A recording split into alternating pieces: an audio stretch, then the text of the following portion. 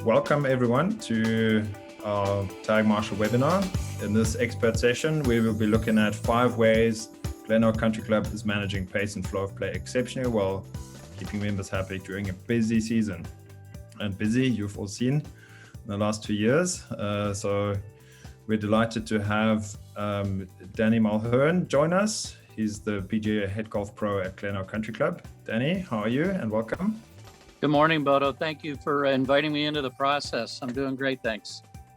100%. Danny, to tee you off, please do tell us a little bit about your wonderful club, where you're located. If you find a second or 5 to tell us about the fantastic logo that I know everyone in Chicago knows well, and then also about yourself and your professional golf career. Sure, absolutely. Again, my name is Danny Mulhearn. I'm the golf professional here at Glen Oak Country Club. This is my 23rd year that I'm starting here. I was lucky enough to have a position at a facility called Cantini Golf down the road for 10 years. So my family and I have been here in the west suburbs of Chicago for the last 30 years. It's been phenomenal. Glen Oak is a neighborhood club. We have about 75% of our membership live within 10 miles of the club. So it's very family oriented and a nice little neighborhood in a quiet suburb. We are 110 years old this year. We have about 400 members with all our classifications added up. In a nutshell, pre-COVID, we did between 18 and 19,000 rounds. Post-COVID, like most of you all are probably experiencing, we're upwards of 22,000 rounds the last 2 years. So having a service and an opportunity like Tagmarshal to help us with our PACE programs and just basically enhancing the experience for all of our members has been a key part to our success the last couple of years. With regards to our logo, as Bodo mentioned, he thought it was a neat story yesterday when we discussed it. It's not a statue of Danny, is it? No, it's not. Although I did spend many years caddying, which got me into the business. That is actually a replica of one of our caddies. One of our caddies back in the 20s was asked to be a model for some of our founding members when they wanted to build a statue for the club. And so we have Pinky, as his name is. He was a fair-skinned, probably Irishman like me, and he would sunburn in the winter, in the summertime, and so they called him Pinky, and that's our logo. No words, no nothing, just Pinky the caddy. So that's our brief story. Thank you, Danny. I think it's wonderful that the club really highlighted one of its unsung heroes, right? The people who are closest to the golfers and closest to the service. I think it's amazing. So yeah, great for hanging on to that, and a wonderful tradition. So you were there for your 100th anniversary then at the club, were you? I sure was. Wonderful. Seems like I've been here longer than that, some of the members say, but it was a neat event, that's for sure. Not many people get to do that. Nice. Okay. Thanks for the wonderful introduction. Tell us which of the greens are we looking here? With you are looking. I'm sorry, you're looking at the 18th green towards the clubhouse. A great view from the patio. We're just preparing to take to membership a clubhouse renovation, which will make even greater views coming into 18. Oh wow! So no pressure finishing off your round, and also no pressure if you've been out of position and had a tail of other players, right? None whatsoever. Okay, wonderful. Danny, we've got literally 5 points to talk through, so let's go with it. If you'll allow me just a quick introduction to Tagmarshal. So we are a golf course optimization technology. We focus on anything on-course operations and on-course traffic management. So we're solving golf hazard traffic problem, and that's what we came to solve and add value to. We now have tracked way over 20 million. We actually need to update this calculation because we're adding a couple of million annually, and certainly with COVID, that was boosted further. And we have more than 350 clubs that are partnering with us. And among those are 30 of the top 100 in the US. So that's your elite private club, and also your bucket list daily fee / resort. One of them is close by to you guys, Whistling Straits, hosted a wonderful Ryder Cup this season. You mentioned that, or you probably would have seen a bit of traffic around that time, and it was wonderful to have fans, obviously. And then another household name that's not too far from you, if I'm not mistaken, is Cog Hill. How far are you from Cog Hill? We're about 15 miles north of Cog Hill. There you go. Good guess there on my part. Yes, so yeah, it's amazing to work with such fantastic partners who obviously are really good at what they do, and we're learning a lot, but it's also delightful for us to see how many of the really just good clubs are turning towards technology and making use of it and achieving the exact same level of results than these standout clubs. And Danny and his team is one such story. So we're delighted to have you here today. We're also tech partners to the European Tour, another great partnership where we get to learn a lot, and we help the USGA and the RNA with data. For instance, we also track the RNA's World Amateur Championships that was played in Ireland just before COVID. And just looking to add value where we can. Yeah, it's been a fantastic journey, and lots more to come. But getting back to Danny, so we are talking about the 5 steps that you have taken at the club to ensure that you create the best possible member experience. And obviously, prioritization of pace and flow of play as an experience factor is a decision that you needed to make, right, as a team, but also as leadership. So what was that like for you, and how did you come to the place where you said, okay, this is something that we want to get some help with, and we want to do this as well as we possibly can? What was that like at the club? Sure, absolutely. The decision to get to that. Well, as most private club professionals know, and most members of private clubs join so they can have a facility that they can come out and enjoy the day and move around at a good pace. That's a big part of being a member of a private club, is having that amenity. When we were approaching COVID, we started getting busier, but certainly when we hit COVID, things got very busy. We had a lot of people joining the club that weren't your typical member that worked his entire life to achieve that amenity. A lot of these younger members were joining just because that was what they could do, and they had the opportunity to. So we had to refocus on pace of play, because we had a lot of beginning golfers that were out there, and they meant no harm. They just weren't in tune with how quick 4 hours can go for some people, or how slow 4 hours can go for some people. So we had to get everybody on the same page with that. And Tagmarshal was a big part of it. Yeah, but what a blessing to have younger members join. And I'm sure you would have had programs to try and attract those in previous years, and it's not always easy. And now Amen. They came, right? So you need to do the right thing for them. So it's great to see that you put so much focus on it. Absolutely. So one of the questions I'd like to ask you, obviously you having been the custodian of literally hundreds of thousands of golf rounds, what would you say are the top 3 experience factors for golfers out of this list that we have here? And that's in no particular order: course design, course conditioning, clubhouse and amenities, pace and flow of play, playing partners in my group, accessibility, tee time availability, and lastly, cost and value. What would you say floats to the top for golfers if they had to pick 3, and what would you pick? Well, for here at Glen Oak, it's one is course conditioning, and I'll just go down the list alphabetically there.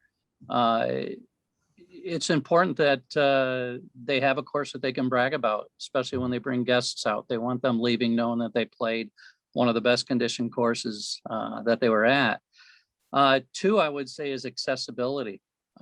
being able to get to the golf course and play when they like. And then last and not least is pace of play. You know, when they come out, the majority of the members want to get done and then hang out with their buddies or head to the pool with the family or get home and get back to work. So I would say those three are key here at Glen Oak. And you certainly have the conditioning, right? Judging by the wonderful photos. Which of the holes is that we're looking at here? That is hole number 10, sitting out by one of our 2 ponds. But yeah, we're known as having some of the best greens anywhere. It's we're very fortunate. Our superintendent's been here a long time, and he does it right. No, that it really shows. Fantastic. And yeah, accessibility, tee time availability. Obviously, great that you have so many of the members in close proximity. That gifts them a bit more time, I guess, because they don't have to travel for an hour or more, as we're seeing in some of our New York partners. Yeah, the tee time availability gets tricky if you have fully booked membership, right? And you still need to do right by everyone. So right. This is where having real control over things is probably helpful. Yeah, maybe to add to the points that you mentioned, and the USGA research confirms that course conditioning is top. I think it's 82% of players saying that's their critical experience factor. And then very close to that is, in fact, who's in my playing group as well. Like, who do you pair me up with? Please don't pair me with that strange single that's just walked in. And then the pace and flow of play is ranked at 74% of players, saying that's really important to them. But here's a further deeper research that was done by somebody upstate from you in Wisconsin. So there's the University of Wisconsin are partners to the USGA, and they have a big PGA study program. And this is Professor Christina Schoonover. She is a researcher, but also the head of operations at Erin Hills. So she's wearing 2 hats, the academic and really deep into golf. And her specialty is customer experience research, right? So they did deep research into what really matters to golfers, because the USGA wanted to find out so that they could then advise their member clubs to say, do these things better, and these ones don't maybe rank as high as you would have thought. So what they found is that out of 1,000 touch points in a golf experience, and a touch point includes loading your golf bags into the trunk or driving through the gate at the club. That's all a single touch point. That's all part of that experience. Booking your rounds, all of those things. The worst ranking in terms of this, the worst thing you can do to me as a golfer is corrective pace of play actions. Danny, tell me what that looks like if it's done really badly, because I'm sure you maybe walked in those shoes. What does corrective pace of play action look like if it's done badly? I learned from doing it bad occasionally. Here at Glen Oak, I mean, if you go up to a group and tell them they're playing slow, they're going to say, no, we're not. Sure. That certainly, anytime anybody's told that they are not doing what they're supposed to be doing or not behaving well, they're going to put up a shell, and it's not going to be comfortable for anybody. So I would agree 1,000% with that, that any kind of pace of play discussion can be and usually is taken as a negative. Yes. Yeah, you the key term to avoid here is slow, right? This is like saying to somebody, you have a low IQ in conversation. You're never going to get anywhere from there on, right? So corrective pace of play actions in that traditional sense, marshalling, saying somebody grunting at people, you're slow, get on with it. That is the worst thing that players have ranked. Incidentally, next to it, also minus 1,000 is other people's speed. So if other people are slow and holding me up, I'm feeling just as aggrieved if somebody comes over to me and says, hey, you're slow, get on with it, right? So that's a conundrum, because we have to manage it, but we have to do it well. And then golfers are making it easy for us by saying, well, if you have positive ranger interactions, positive martial etiquette, that we love. So that's all we have to do, is like do it well and constructively And then we can take care of both those things. No terrible corrective pace of play actions, and we can take care of other people's speed, making sure that the group ahead of my group stays ahead of me and I don't get held up. And it's as simple as that. Easy, right?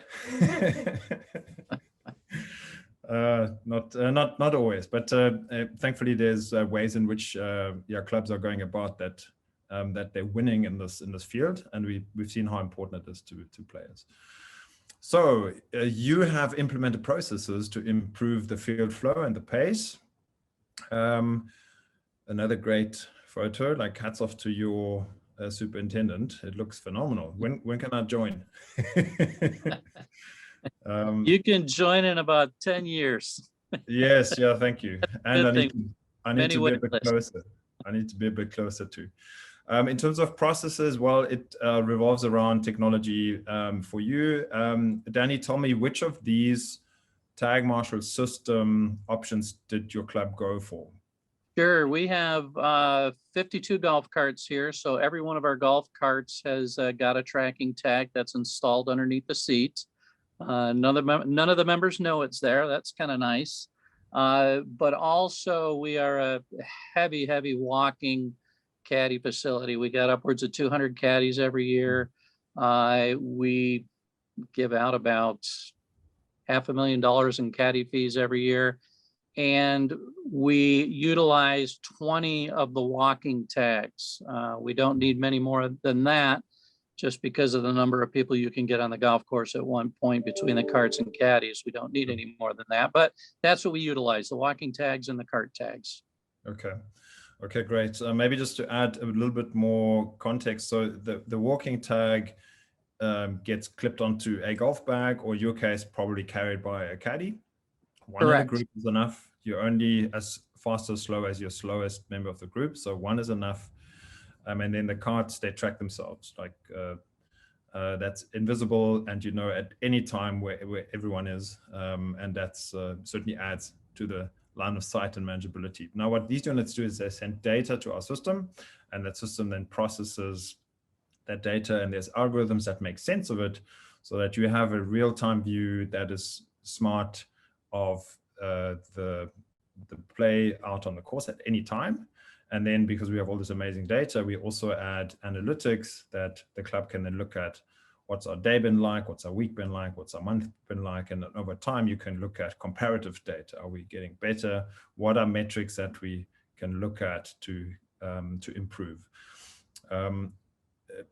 Danny, who have you got plugged into this? Let me just switch one screen over. So this is what this looks like. We're going to talk what we're looking at here just now. But tell us quickly, who have you got plugged into the system? Assuming also yourself, like who has access to this and who uses it at your club on a daily basis? Sure, we have our entire golf professional staff utilizes it when we are here. We've got a smaller staff. Myself, 2 full-time assistants, and typically 2 seasonal golf professionals. And whoever's on staff has a role in it. They are either on the tee starting, or they are updating the system in the golf shop when it needs to be, which isn't often. And the rest of us are always paying attention, whether it's on our phones or the handheld that we're provided, or the computer if we're in the golf shop, just to know what's going on at all times. It's nice not having to wait or hear a member calling the golf shop because of a group in front of them. We're always, excuse me, aware of what's going on entirely. A great macro view of the course. Nice. So in the bottom corner, we have a screen grab of Glen Oak. Unfortunately, we're catching you so late in the season, we can't find any traffic on it any longer. But this is a dummy course, if you will. Our designer has flipped around Erin Hills and planted a few trees on it. But this really is what it looks like for you and the team. You have the only difference is that you would know which is a cart and which is a walker, right? So it's just like a different icon. But this course doesn't exist. You've never been to it. because you don't live in a parallel universe. But you know exactly what's going on this course, right? Tell us, give us a quick 1 minute of what you can see just from having a quick look at it. Sure, absolutely. The first thing we're looking for is pink. And if we see a pink number, we know that that's a group that is compromising the pace of play for folks behind them. That's the first group we're going to address. However, as a staff, we've all agreed and that it's more important, just as important at least, but more important to talk to all the orange groups behind, because those orange groups behind are behind pace, but it's only because that pink group is affecting their pace. So keeping those folks informed with what's going on ahead of them, letting them know that we're working with that group ahead of them, and hopefully things are picking up nicely. All those green tags that you see, those are all people that are playing at pace or better. And if you see a red tag out there, that means that's a group that's playing behind pace, and we'll visit with them, but we're not going to give them too much push, if you will, because they're basically not holding anyone up behind them. They're playing behind pace, but they're not affecting the pace of people behind them. We will remind them that if anybody does start catching up, they'll need to stay ahead of them, but that's basically what we see when we're looking at that map. Yeah, really nicely explained here. Maybe just to go under the hood a little bit. So our system calculates across about 60 zones on the course. So every hole is zoned into a number of zones, depending on what par it is. So then we track where is a player versus where they're supposed to be versus their start time, right? But also we look at their relative distance in terms of time gap to one another. And then our system goes as far as saying, well, if you are early in the round and falling out of position, we weight you higher than somebody who's on the 18th and starting to fall out of position, because you're on the 18th and now you're losing a few balls. Well, you can't do much more damage, you're almost off. But if you're early in the round, that's when it's critical to get on top of things. And then we then present that to you, Danny, and your team, so that you know what to prioritize, and you're not driving around looking for issues. Do you remember a time when your team had to do that? Many a times. If I could add real quick, Bodo, just to let everybody know, that right-hand column is what you get when you click on one of your tags. And so where you see number 17 at the top of that right-hand column, we clicked on tag 17. It gives us the information of who's in that group.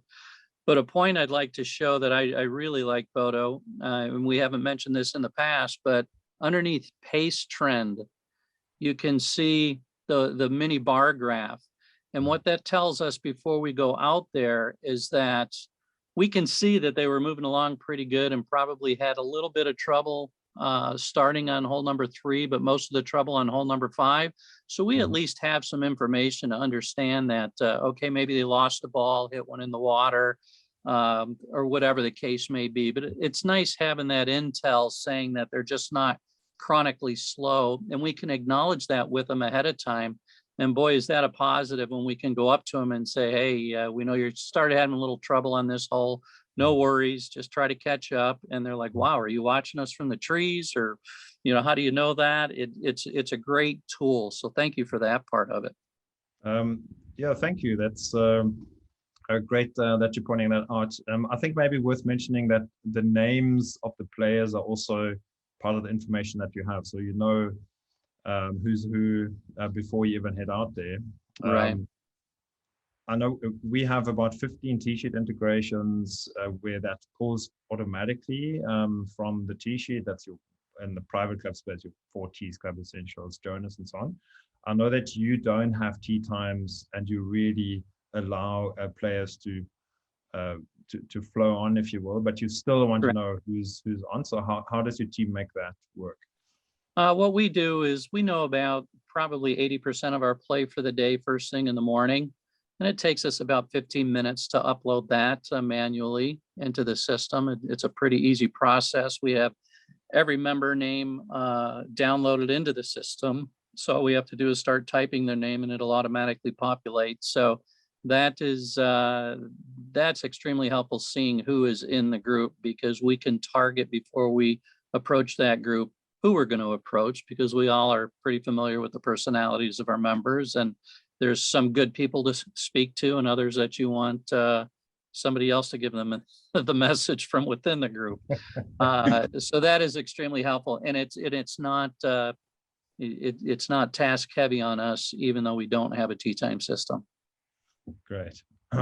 Yeah, amazing. And maybe just go one level deeper. Over time, we now allocate historic rounds that were played to each of these players. So at the end of the season, you would see, like, here's our Mike Smith has played 34 times. And then you can obviously see where do they sit in terms of pace, and how often were they holding up, and are they normally on pace, and all those things. And that's useful information.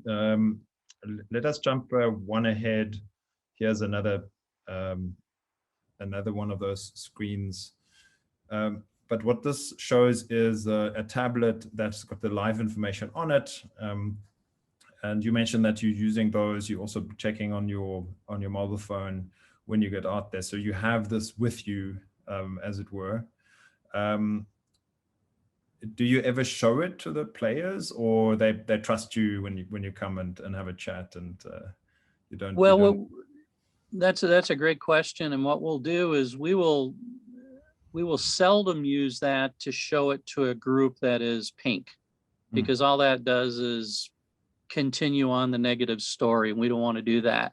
Where it becomes real useful is when we can show it to the groups behind the slow group, just to show them, hey, they're a little behind. They're only 6 minutes behind. They're not that far behind. They'll pick it up. We can show them where they lost that time.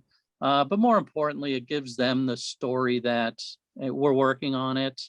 It gives them the story the majority of the time. It's really not as bad as you think it is. So that that helps out a lot, because you can have 6, 7 groups in a row that are all behind pace, and all of a sudden you got the opportunity for 20 to 30 people to really be disappointed. And we ease that pain with this, and it helps out a lot. No, great. Yeah, and it's the little things, right? And if you do those well, everything else works nicely, because I can just imagine playing a beautiful course like yours that's so well conditioned, and then feeling aggrieved because I feel held up, and then I can't even see the conditioning. It's not even part of my world anymore, because my blood pressure is up already. Well, it also slows down. It also slows down that group that's waiting on people, because you're spending time showing them something different. Gives the group ahead of them a chance to get out there.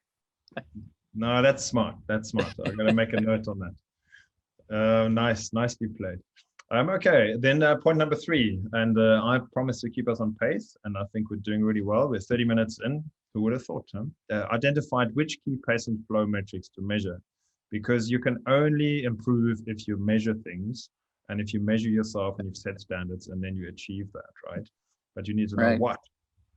So here's, we mentioned that earlier, some of that analytics section that Tagmarshal provides. So this is a month, it's July, and we have now information on every single day. These are individual days, 1st of July, right down the 31st, and how it's stacked up against the goal time, which, what is the goal time that you were running this season, Danny? We have a standard of 4 hours across the board. That's the gold standard. So here 4 hours, and we're tracking every single group that's played. And in this instance, it's 881. What would you say is a reasonable multiple to apply in terms of if you wanted to know how many rounds that was, how many players? Is it 3 or more? It's 4, because we'll occasionally have 5-somes and 3-somes, but it averages at 4. Okay, great. So that's, I mean, that's how you're getting to your 22,000 rounds in what, 7 or 8 months, right? So because you're busy, this was your busiest month. So correct. What do we track? Well, we track against average round time, one thing. Then we also, in terms of metrics, we want to know how do the holes run versus how we think they should be running, right? And here you can see 1 to 18, we even have an allocation for the halfway house. Some of the holes are slightly over, some of the holes are slightly under. And this is your hole number 11 plays really quickly. So these are all things that you can then look at making small adjustments to one on the system side, so it tracks it as accurately as possible. But also we have had clubs who have made adjustments to their course, and sometimes it's simple things. It might be choosing a harder or easier setup, right, for a pin placement. It might be taking out a single bush or tree that keeps getting in the way, or it might be planting one if you need to slow down a hole. So all of those things you cannot do, and then you can look at cause and effect, and you can look at data and how are we getting better around this. Then the other thing that we look at is starter accuracy. In your case, obviously you're trying to keep an interval time, even though you're allowing people to come on as they arrive. And then one thing that's very important, and you guys did this really well, is the pace distribution, because the average really is, it hides things, because we have really quick rounds, maybe twosome, threesomes, early morning rounds, and then we have really slow rounds, but it averages out.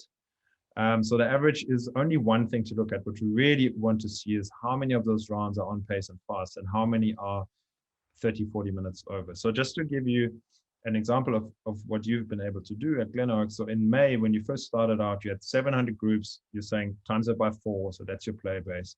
Already you started out well, keeping 83% on pace or within 10 minutes. So that's good standard. And you're coming in at exactly 4 hours and 30 seconds. So yes, a tick.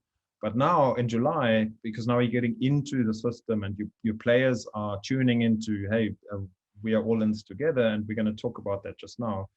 You have 25% more traffic. What happens at another course, if the traffic up 25%, the average round time comes down and the number of holdups increase. But in your case, you've kept the on pace the same, and it's in fact sped things up. So your average round time is down by 7 minutes. So that's 3:53, even though your groups and your traffic's up by 25%. So well done to you and the team for getting into the system just so successfully. What's it been like for you in terms of learning and getting your team dialed into things? It's been pretty easy because the system does the work. The members have to buy in, and all we have to do is facilitate things. We're just a conduit between the system and the members. And you know, I think probably the most difficult part of the process is the communication on our end to the members, but the easiest part is the Tagmarshal information that we're getting, and so it was a pretty easy buy-in for the entire staff, and it really has been a great buy-in by the membership. And that, I think, is part of your success story, I would say. So that is the last point we want to talk to. And you make an important point. So you're using data to measure and continuously improve performance, because, well, why would you ever be happy unless it's really perfect eventually, right? Your greenkeeper isn't happy with the 70% success. Like, he always wants to do better. And so do you guys. And so do the players in terms of their own game, right? They're all driven to do better. And then how do you do that? Well, you need to benchmark and you need data. And this is, here's one example. We mentioned that every single round that you're tracking, every single one of the 22,000 has got a track map with it. This is something that comes in handy if you need to have a conversation with a player, or maybe a player storms into the clubhouse and because they perceived something went wrong, and now you can look at exactly how things actually transpire. Right. You'll be happy to hear that we have adjusted the names of these players. So we're not giving anyone away, but this group came in at 36 minutes over and they were holding up others, and your team did work with them, but they still didn't quite come back.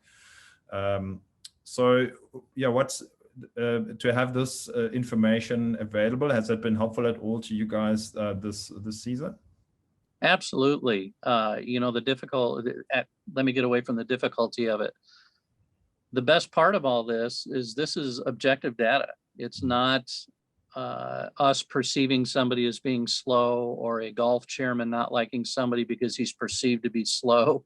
This is objective data. And when you have that, it tells a story for you. All you have to do is find a way to deliver it, but it tells the story. We don't. And we've had a lot of success with only a few instances where we've had to utilize this information, and word spreads. You know, once people know that somebody has been addressed, that the golf committee's not taking it lightly, it only enhances the buy-in on the members. No, that's great to hear, and I think we hear that often is data and facts versus opinion versus perception, right? It changes the game, and you can have a really calm conversation because you've got the facts. Down here is a text message from I've seen the link. It says Oakmont. Just maybe one addition to add. So our system allows for, let me jump back. It allows for alerts to be generated. So that can be a pace alert. You can set, I want to know if somebody's 5 minutes, 10 minutes, 50 minutes off, and then get that in my pocket. We can do geofence alerts as well, so that you don't have to look at the system all the time. It's great that you have line of sight, but on a day where things flow nicely, you get busy with other things, right? So that's when you want to make sure that when it matters, we communicate you on the channel that works best for you. Let's jump ahead to some more data, and also maybe, what this does is, and our customer success team, there's a bunch of data nerds that analyze things and then feed that back to the clubs and also make recommendations. So this is your season starting out at 4 hours.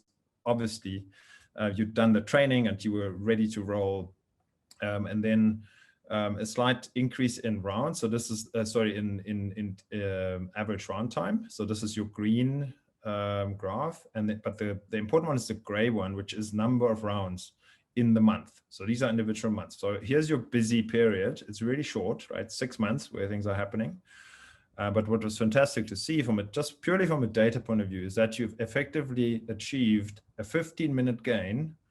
This is where things come down comfortably under 4 hours, even though your play was massively up. Look at your play here initially, and then your play is 25% higher, but your average round times come down so well. And what we always like to see and also support you with is to keep at it so that you can consistently improve, right? And this data really tells that story.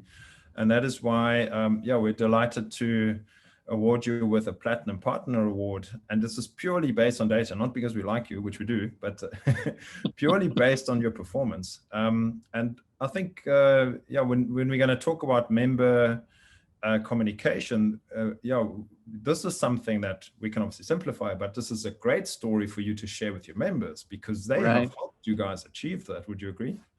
Absolutely. Again, the data tells the story, and you can tell a story however you want with data, but this is all positive. It's all good. And the 4-hour ambition, is that, how do your members feel about that? Is that they're bragging about the conditioning and they're bragging about we play fast at Glen Oak?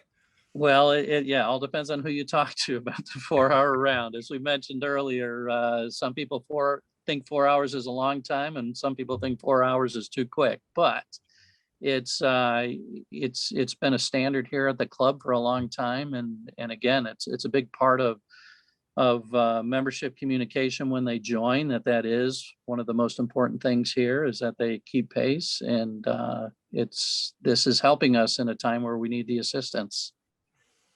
Brilliant. Dan, you make a fantastic point that makes it really easy for me to switch slides here. And that is, some people like to play just a little bit swifter, and some people like to just take their time a little bit longer.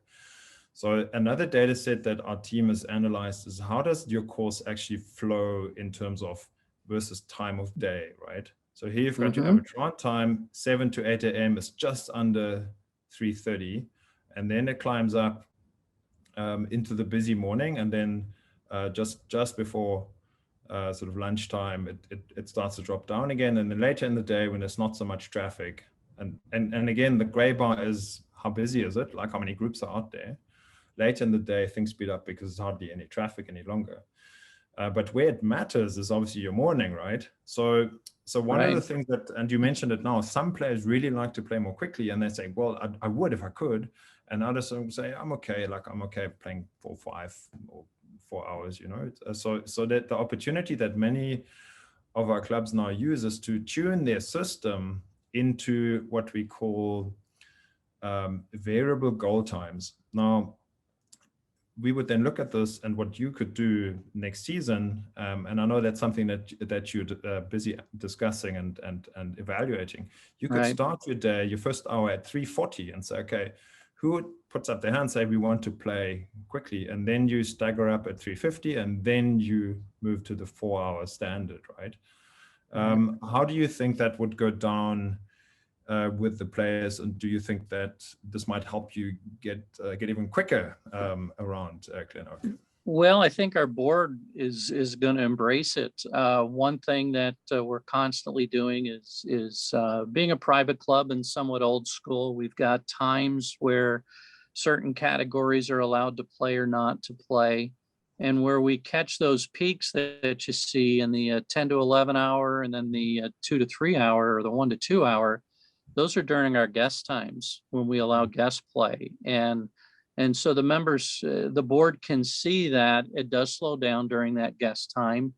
Do we move the guest time to a different time, or do we encourage the members not to play during that guest time? So it gives us more information than just who's playing quickly. It helps us, set up our protocols. But our board, I think, is really going to embrace the variable goal time because there are people that like to play in 3.5 hours, and they do, as long as nobody's holding them up. So, and some of them might be sitting on the board. Great. Yeah, we got to be careful of that. No, sure. But I think one of the key things to make this work is obviously communicate and get the buy-in, and that's the last point we want to tackle. Right. How have you done this? But before we go there, just one of the other variables that you can now start to look at is, and we've got so many clubs that do this so well, is when we're playing more quickly, we can actually tighten our intervals a little bit. I know that that you have guidelines around this. You don't have strict tee times, but many clubs would say, well, now we can run this at 8 minutes. And here the high volume part of the day, we run at 10 minutes. Now, what the 8 minutes allows you, if you do it for an hour, it's an additional tier of time created. Right. And why is it possible? Because people are moving more quickly. So they get away from the group off the tee box further in 8 minutes, then the slower playing group later on gets away the same distance in 10 minutes, technically, right? So we can now create more capacity, and some clubs are saying fantastic, like Oakmont, for instance, this year created another 2,000 rounds that they never had with this strategy, because they had so much demand for play, right? And then obviously at a daily fee course, that means dollars. Brilliant, right. Why not, right? Right. As long as you're making sure that everyone's experience is respected and well looked after, everybody wins here. So yeah, this is something that we're excited for you to start exploring, and I'm delighted to hear that you feel like the leadership at the club would be interested in. The last point, Danny, is another one of those 5 points is you communicated with members and guests, and you created a culture of pace awareness.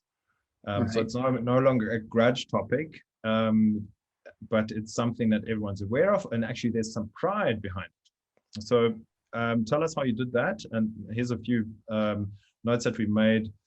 How did you do the communication? Firstly, how did you go about telling them we're getting a system, and then what was the buy-in like, and then how do you go about communicating just in general, just to keep things positive?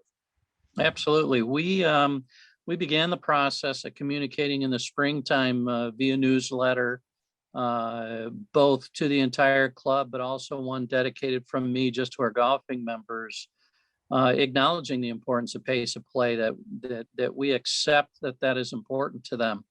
And so this service basically allows us to enhance that. Before we got the system, the members were pretty good at owning it. They all understand that pace is important, but perception of pace was so inaccurate. Once they started seeing, we would post averages in the locker room on occasion, especially the good ones, and not by name and not by tee time, but just in generality. And we kept them posted every couple of weeks via newsletters that pace was going well or pace was a little behind.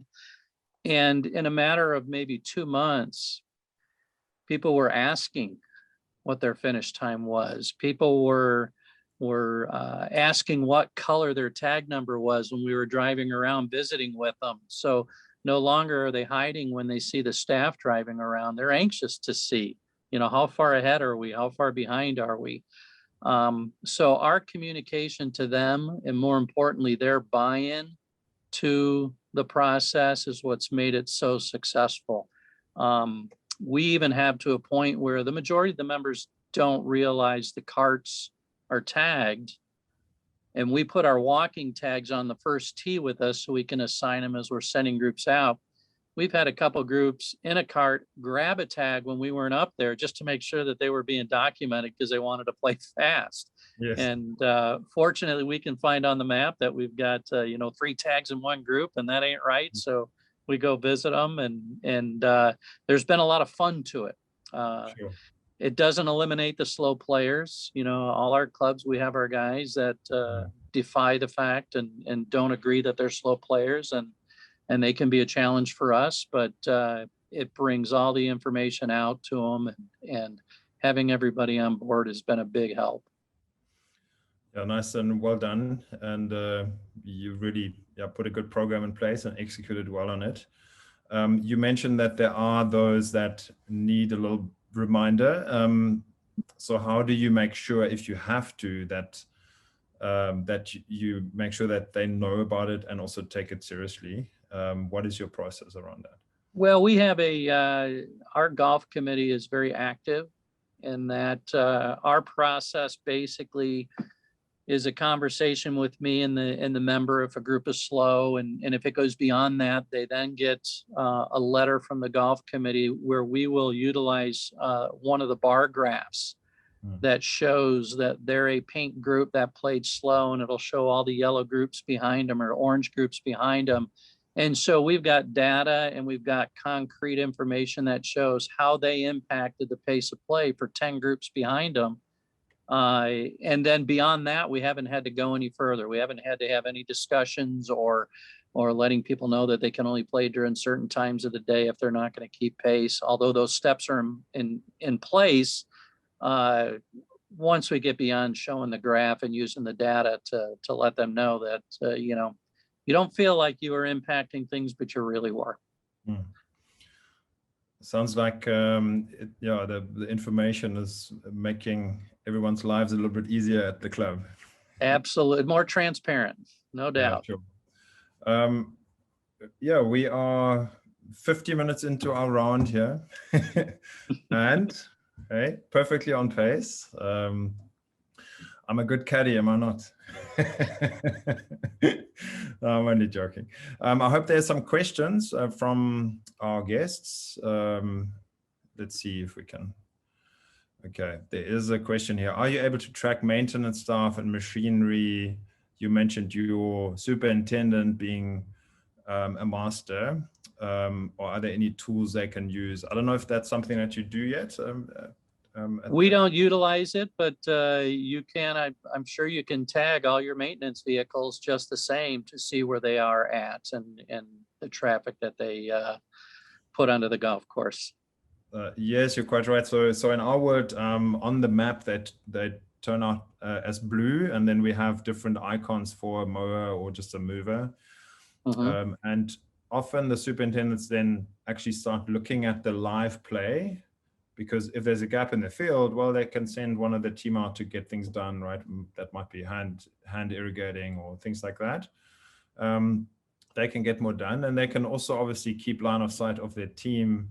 Are they where they're supposed to be, you know, and get some efficiencies out there. And if one thing that we've learned this season is that labor and staffing is getting more difficult, right? So wherever we can find efficiencies, it's something worth looking at. What's that been like in your area? Have you found things changing? Yeah, we're able to kind of schedule and stick to schedules as much as we can in our industry. And what I mean by that is we're not floating around looking for things. We know when we have to go address groups, and we schedule when we go out and see people usually. But it helps. We can get things done. If we need to be doing something in the office, we can do it while we're watching the map, and then be proactive when we need to. And so we've definitely been more efficient with fewer people. Great. Yeah, I think you've done such a thorough job here. There are no further questions. Okay. And yeah, great. Thank you. This was a delightful conversation. Really, thank you so much. And I look forward to visiting Glen Oak when I'm in Illinois next. Would love to swing by. Absolutely. Yeah, you must enjoy a break. And are you heading down to the PGA show? Are you finding some Florida sunshine? I will be doing so. Go visit mom and dad for a couple of days, and then do the trade show for a couple of days. Oh, fantastic! They're down there. Yeah, we look forward to seeing you down there. We're certainly going to be there. Great. We'll be different, but we'll make the most of it. Amen. Okay. All right. Thank you so much for your time. Really appreciate it. And Absolutely. yeah, also thanks everyone for listening in. And yeah, it's been great. Okay. Take care.